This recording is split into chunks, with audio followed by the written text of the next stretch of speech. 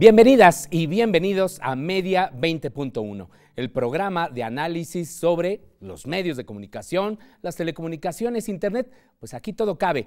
Y como ustedes, como audiencias, como televidentes, pues nos interesa mucho su opinión, de que aporten sobre este tema, cómo ve a los medios de comunicación. Hoy queremos traerle un tema que nosotros consideramos fundamental, que tiene que ver con qué está pasando actualmente con la televisión pública, hacia dónde va en esta llamada 4T o Cuarta Transformación que ha impulsado el presidente López Obrador y que, por cierto, ha generado también controversias sobre lo que ha ocurrido en algunos de estos medios públicos.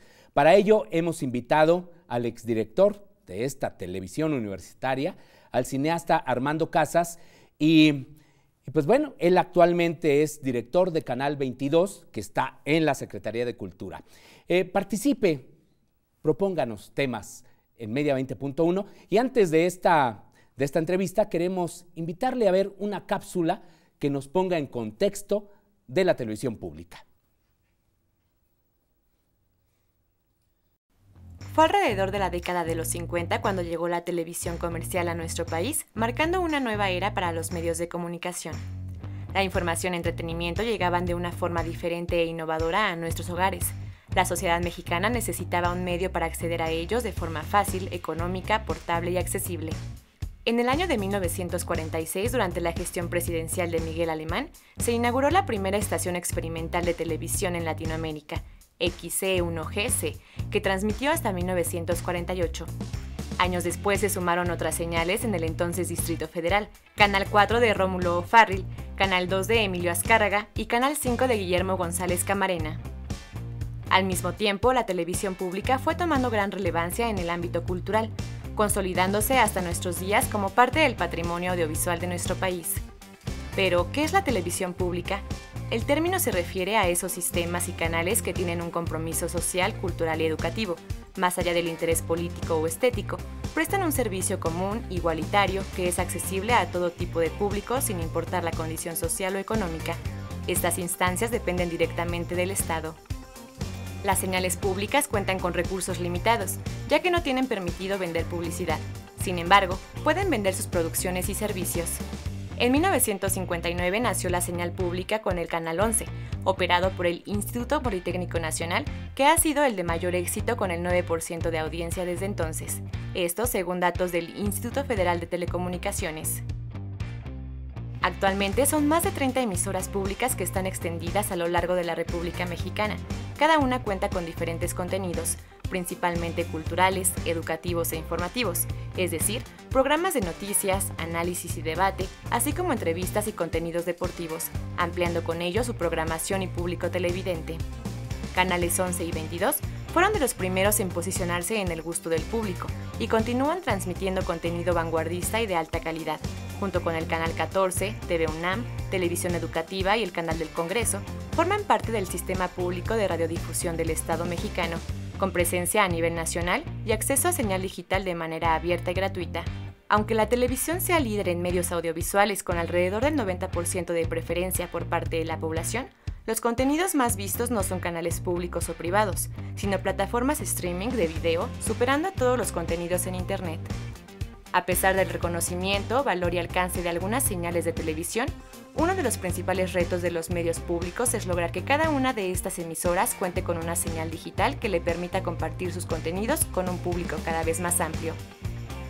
Con una posible coordinación de medios públicos anunciado por el presidente Andrés Manuel López Obrador, se podría llevar una mejor línea editorial en la televisión pública, que cuente con objetividad, profesionalismo y autonomía.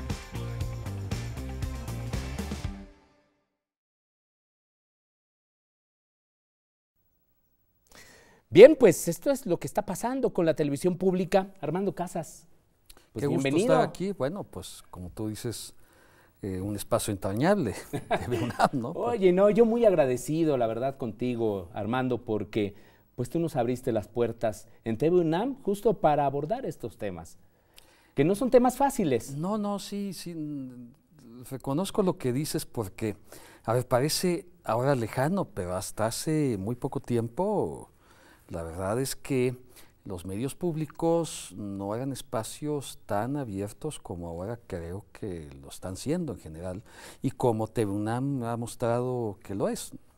¿Cómo te está yendo en Canal 22? ¿Cómo llegaste ahí? ¿Qué encontraste? Y pues bueno, ¿hacia dónde vamos? Mira, a ver, el Canal 22 es un canal muy noble como canal que tiene una audiencia muy fiel. Eso es interesante. Es un canal que su audiencia no abandona en general, que sigue y que en los 25 años que han transcurrido, ahora que cumplirá 26, creo que tiene una buena percepción de la audiencia en general. Esa parte es muy positiva. Sin embargo, quizás de las cosas que encontré es que yo creo sinceramente que algo pasó en el sexenio pasado, porque pues yo no me explico otra cosa más que lo querían ahogar, ¿no? O sea, presupuestalmente. Te doy un dato duro. A ver. El presupuesto del 2012, o sea, al inicio del sexenio pasado, es el doble que el presupuesto con el que recibimos el canal. Sí, es decir, lo que quiero decir, si tú ves además una gráfica del presupuesto de ese canal, lo que estás viendo es una escalera descendente muy pronunciada. Ahora, ese presupuesto de 2012 ya era un presupuesto que había bajado en el sexenio Calderón.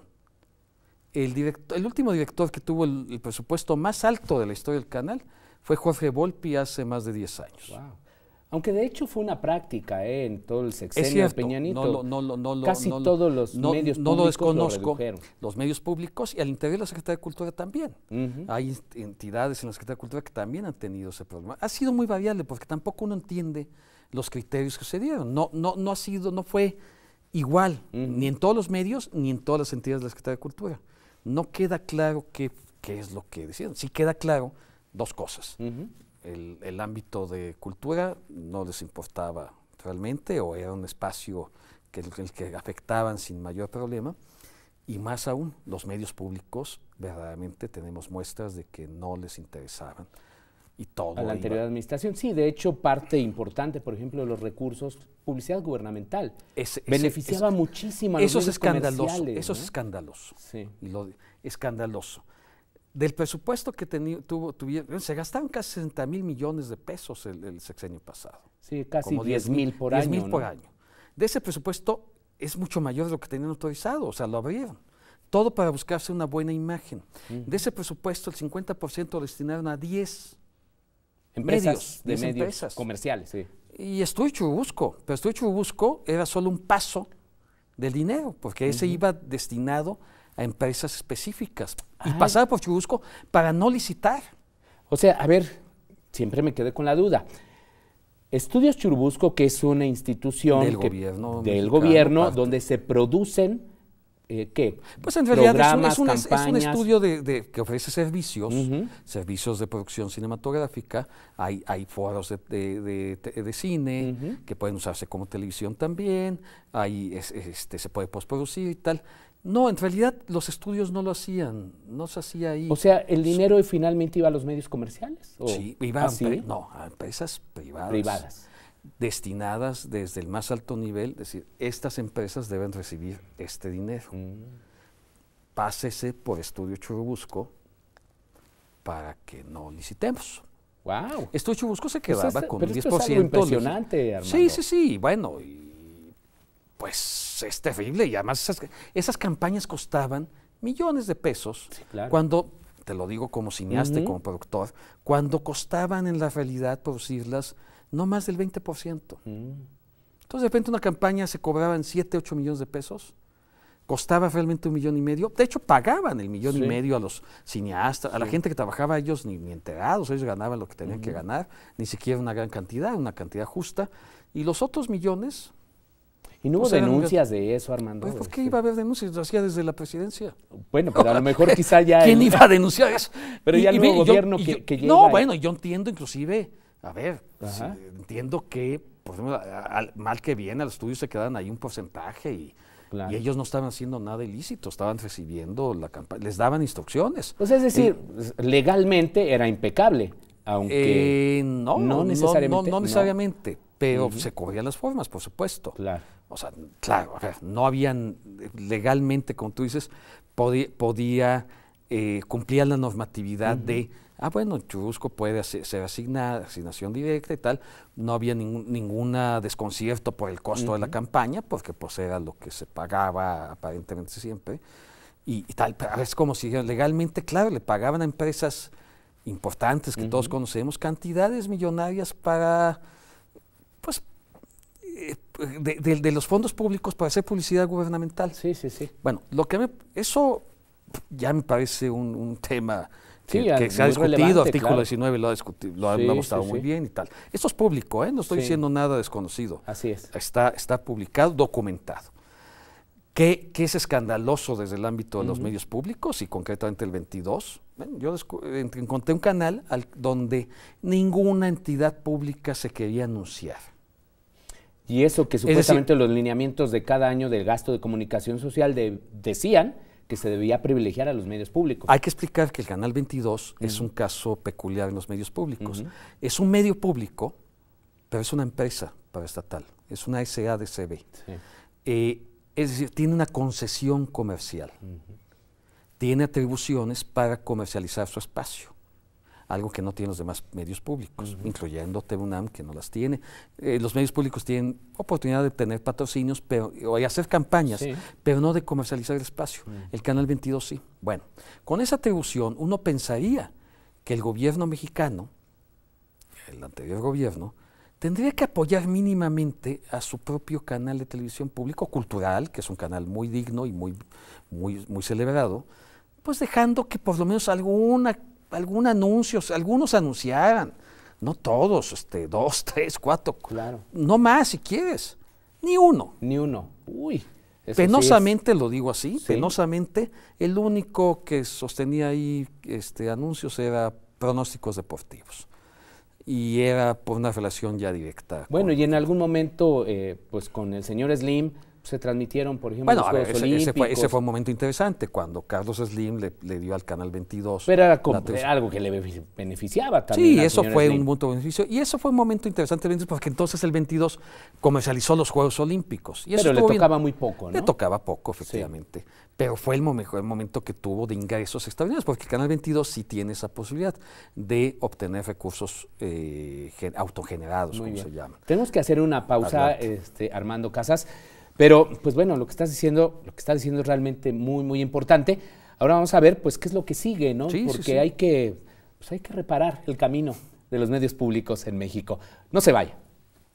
En el segundo lustro de los 80, comenzó a desarrollarse en el mundo una nueva tecnología denominada radiodifusión sonora digital, mejor conocida como DAB, por sus siglas en inglés, Digital Audio Broadcasting. La radiodifusión sonora digital tiene una calidad similar a la de un CD. Resiste las distorsiones y los desvanecimientos que suelen producirse en la radio AM y FM y permite enviar varias señales en una sola frecuencia, como ocurre en la televisión digital.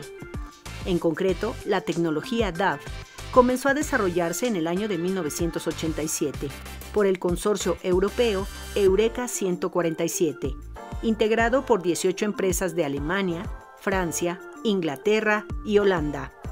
El 26 de abril de 1993 fue un día importante para la tecnología DAB, porque iniciaron las pruebas de este sistema en México. Estas pruebas fueron auspiciadas por la CIRT, la Cámara de la Industria de la Radio y la Televisión. En Inglaterra, las transmisiones de radio digital comenzaron en 1995 en la BBC. En ese año, también ocurrió lo mismo en Estocolmo, en Suecia y en Baviera, Alemania. Luego, la tecnología se expandió de forma importante, sobre todo en Europa. Aunque este sistema de radio digital fue probado en varias ocasiones en México, no fue la tecnología adoptada.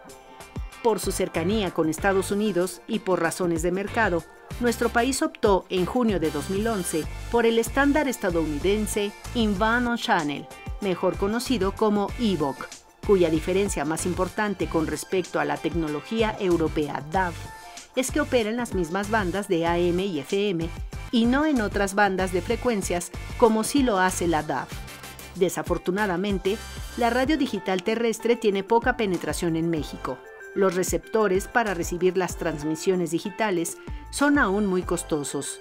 La oferta de estos equipos es limitada y aún son pocos los grupos radiofónicos interesados en esta tecnología, descrita como la radio del futuro. Gracias por continuar en Media 20.1. Acabamos de ver una cápsula muy interesante de lo que está pasando. Después dedicaremos un programa a ello, a la radio digital terrestre. Aunque no lo crea, ya funciona, como decimos en la cápsula, la radio digital aquí en la Ciudad de México y en otras ciudades del país. Pero, ¿qué cree usted?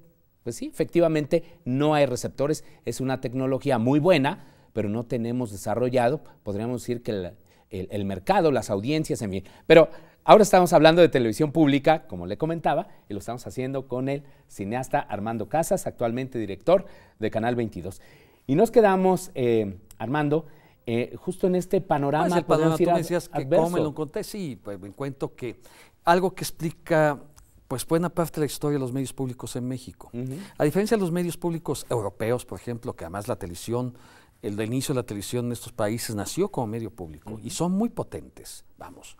Uno habla de, ya no digamos la BBC obviamente, pero hablas de la RAI, hablas de TV Española, hablas de Arte France, de Deutsche Welle, o sea, son muy poderosos en el mejor de los sentidos, son muy confiables y son muy importantes en muchos países europeos. Inclusive en Estados Unidos y Canadá también son importantes, de otra manera, ¿no? PBS, National Film Board, en fin. En Canadá, en México, primero, en la historia de la televisión, México desde muy temprano el gobierno mexicano se coludió con la televisión comercial y dejó de importarle muy rápidamente a los medios públicos. Lo veían como televisión de gobierno. Durante años nosotros, tú y yo, vivimos nuestra infancia, adolescencia, viendo que la televisión pública en realidad era televisión de gobierno. Ni siquiera se usaba el nombre público. Se usaba la televisión de gobierno.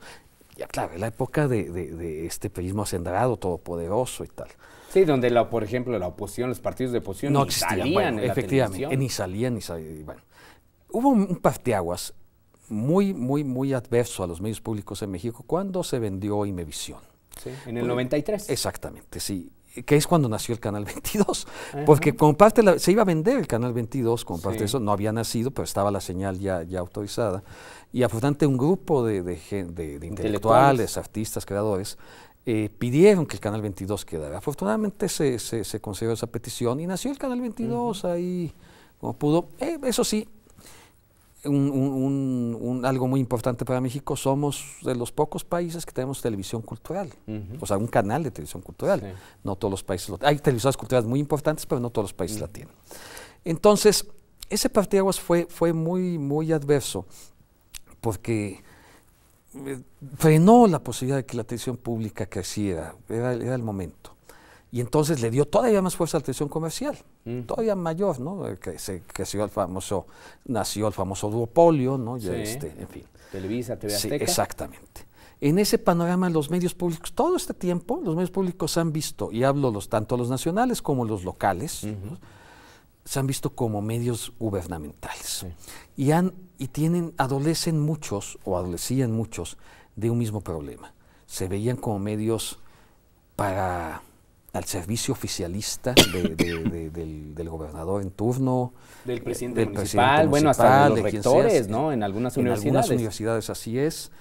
Y su programación pues casi se limitaba a las tradiciones folclóricas de las regiones, ¿no? O sea, como si eso fuera lo único que pudiera ser la televisión. Lo único que fuera digamos, la cultura, exactamente, ¿no? Y si tenían un noticiario y tal, solo eran como boletines oficiales, ¿no? Las actividades del gobernador. Todo era en ese sentido. Sí. Desgraciadamente creo que no hemos terminado todavía con esa práctica en algunos espacios, pero bueno, ahora hay una ley, la de 2014, que ampara la autonomía, ¿no? Sí, como concesiones ya de uso público, donde hay algunas obligaciones, entre ellas pues la creación, como el caso de TV UNAM, de Canal 22, de un Consejo Ciudadano, la Defensoría de las Audiencias. Todo esto ha sido muy todo esto es benéfico, ciertamente, pero nos falta el siguiente paso, Armando. Yo solo quiero ahí acotar una cosa, y es parte de lo que estamos hablando, lo que dijiste tú al principio. Ahí, yo como director de TV UNAM me encontré que este era de los pocos espacios auténticamente libres de la televisión. Es decir, te consta y le consta a mucha gente que aquí no había ningún tipo de cortapisas, porque no las hay en la universidad. La universidad es un oasis en el país, un oasis de la pluralidad, de la libertad de expresión, de la visión crítica. Evidente en su televisión tiene que ser así, lo es, pero no todos los medios públicos lo eran. Ha habido avances enormes en muchos sentidos, efectivamente que existan ya defensores de las audiencias, que existan consejos ciudadanos, pues es muy importante para todos, pero tú sabes que todavía hay viejas prácticas que hay que combatir. Y ese es creo que es uno de los primeros retos que tiene la televisión pública, que quede claro que no es televisión de gobierno, sino que tiene un servicio de función público. El segundo gran reto es que sí las dejaron destrozadas en términos presupuestales.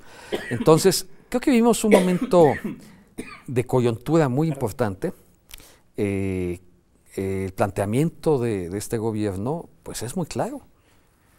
El hacer el sistema de medios públicos, el Estado mexicano, y como nunca antes en su historia, porque estrictamente hablando, a mí no me consta históricamente que haya habido una visión de esa manera en ningún gobierno, se le va a apoyar como no hay precedente, en todos sentidos. O sea, primero la concepción del sistema de medios públicos, es decir, los medios, empezando por los medios nacionales, se coordinen desde el sistema público de radiodifusión, para hacer sinergias, para hacer optimizar el trabajo de todos, los recursos para trabajar en conjunto, y no tiene nada que ver con hacer hegemonías ideológicas, porque además creo que algo que hizo muy bien el presidente de la República es la visión que él mismo aceptó de cómo debían conducirse estos. Y habla... Marcó una línea, ¿no? Marcó una línea, sí, pero la línea es, vamos, la tenemos clara, la línea es, tienen toda la libertad, deben ser medios libres. Él sabe perfectamente que nada es mejor para el medio público ser medios libres que tengan la comunión con las audiencias. Claro, ese es el objetivo. ¿Crees que sea necesario modificar la ley para ello? ¿Para seguir fortaleciendo la autonomía de estos medios públicos? Es interesante. Creo que como nos pasa en muchos casos, el problema no es tanto la ley como su interpretación y su aplicación. O la voluntad política para ello. La voluntad política es eso es muy importante, ¿no? Sí, exactamente. Algunas cosas de la ley 2014 favorecieron los medios públicos. ¿Y siguen igual? Sí. Digamos en el día a día, ¿no? Exactamente, eso es lo que creo que... Entonces, consejos ciudadanos que no funcionan, defensorías también que no funcionan. Así es.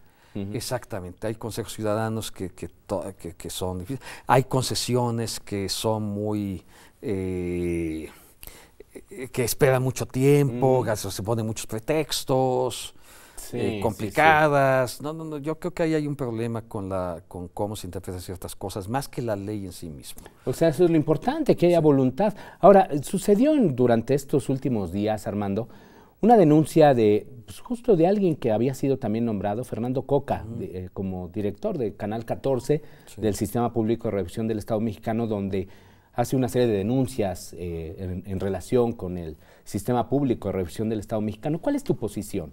Mi posición es esta: toda denuncia en cualquier espacio, si así es el gobierno pasado, es notorio, en todos lados hay visos de corrupción, pero esta donde aparezca pues debe ser denunciada en la función pública. Pues yo creo que esa es la posición que debemos tener todos, de todo lo que encontremos debemos denunciarlo en las instancias adecuadas. Me preocupa un poco que la instancia pues se quiera buscar que sea mediática solamente, ¿no? Porque puede serlo, yo no estoy en contra de que las cosas se digan mediáticamente, pero antes tienes que fincar la denuncia en los espacios adecuados, para que haya procedimientos, porque esos son procesos.